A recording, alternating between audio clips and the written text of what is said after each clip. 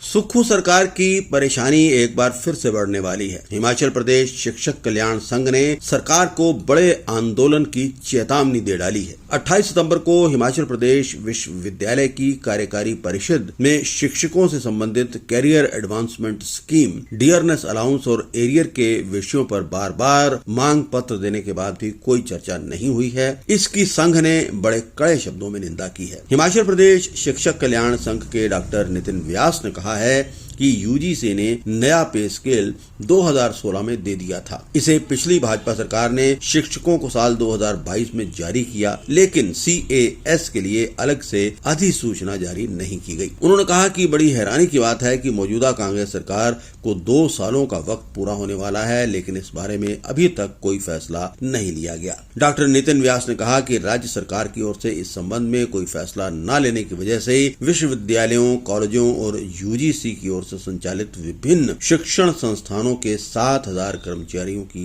पदोन्नति रुक गई है। 2016 में यूजीसी के द्वारा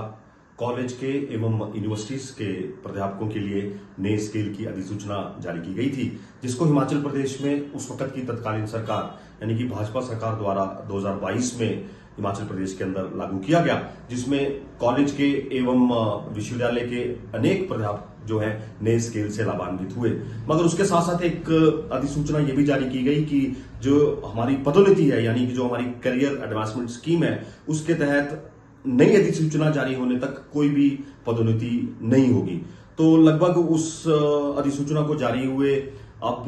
2 साल हो गए और लगभग 2 साल ही अब का कार्यकाल भी अब नई सरकार का पूरा होने वाला है।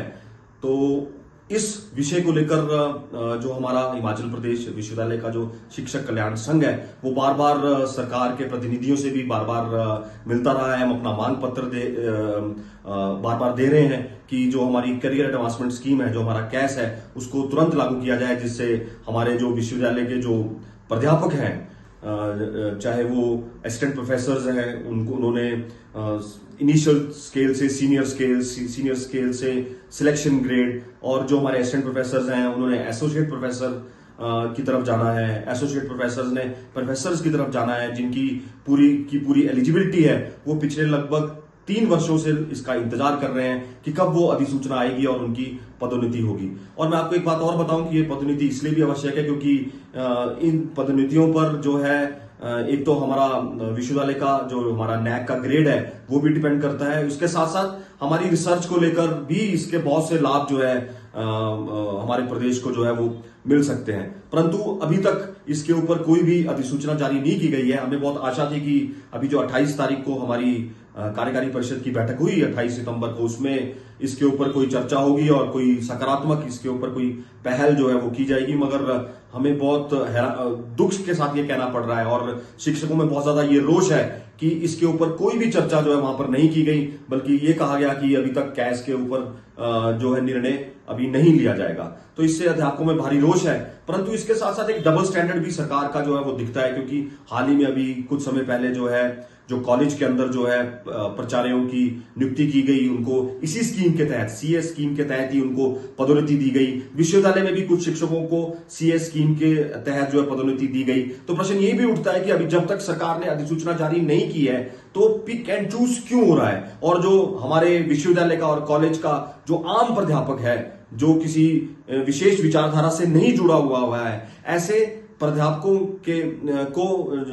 बहुत उनके मन में रोष है कि उनका जो ये हक है, उनका जो अधिकार है, उससे उनको वंचित किया जा रहा है। अतः जो हमारा हिमाचल प्रदेश विश्वविद्यालय कल्याण संघ है, ये पुरजोर मांग करता है और कड़े शब्दों में चेतावनी भी देता है कि आने वाले समय में अगर हमारी CS को लेकर, हमारे DA को लेकर और हमारा जो एरियर, जो हमारा लंबित एरियर अभी पड़ा हुआ है, उसको लेकर कोई प्रदेश सरकार के द्वारा, विश्वविद्यालय प्रशासन के द्वारा निर्णय नहीं लिया जाता है, तो हम एक पुरजोर आंदोलन जो है यहाँ पर प्रदेश में आरंभ करेंगे।